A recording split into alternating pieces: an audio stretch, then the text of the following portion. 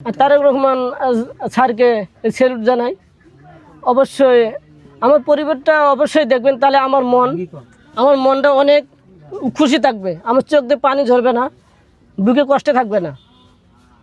আপনি কি মনে করে এই যে কন্টেন্ট ক্রিয়েশনে আসলেন, কেন আসলেন, কে উৎসাহিত করলো নাকি নিজে নিজে? আমি ভাবতে পারি নাই আমি কন্টেন্ট ক্রিয়েশন এরকম আমার পেজ এরকম হবে, আমি ভাবতে পারি নাই। আসলে আমি যেটা ভাবতেছি, আমার মনে হয় পুরো দেশবাসী আমাকে এরকম করতেছে, আনন্দ পাইতেছে, আমিও আনন্দ পাইতেছি, এটাই আর কি।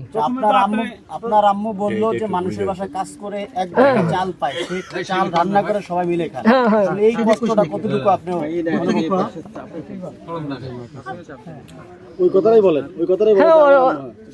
আমি যখন ছোট, তখন আমার আম্মা মানুষের বাড়ির মাটি কাটছিল, কেটে আনি চাল ডাল কিনে, তখন তো চাল কিনে লাগতো 5 কেজি, 3 কেজি, 2 কেজি, মানে দিন মজুরি এরকম। আর বর্তমান তো সেটা না, 1 বস্তা করে আলু কিনে, তখন অভাব খুব ছিল।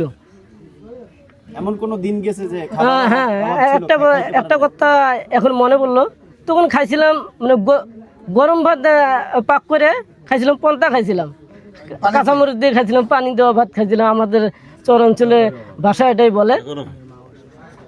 না খেয়েছিলেন কোনোদিন পরিবার সহকারে? না খেয়েছিলেন? হ্যাঁ, না খেয়ে, এটা তো একটু বলেন, বড় কষ্টের ব্যাপার, এটা কষ্টের বিষয়টাই বলেন, মানুষের সাথে শেয়ার করেন, শুনতে চাচ্ছি।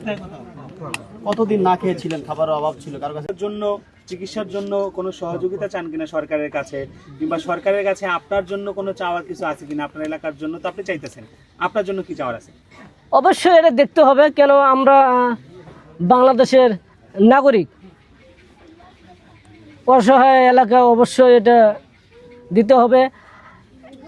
আরও অন্য জেলা, অন্য আমাদের বাংলাদেশে যে দরিদ্র এলাকা আছে, আমি তাদেরকে নিয়ে আমি ভাবি, তাদেরকেও কিছু খোঁজ করতে হবে কোথায় দরিদ্র লোক আছে।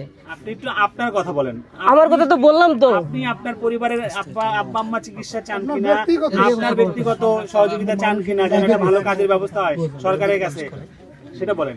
সারা দেশেরটা অবশ্যই অসুস্থ থাকলে তো অবশ্যই চিকিৎসার দরকার আছে, পৃথিবীতে বেঁচে থাকলে অবশ্যই দরকার আছে। প্রধানমন্ত্রীর কাছে আপনি আবেদন করবেন, আপনি অবশ্যই বলেন। আমি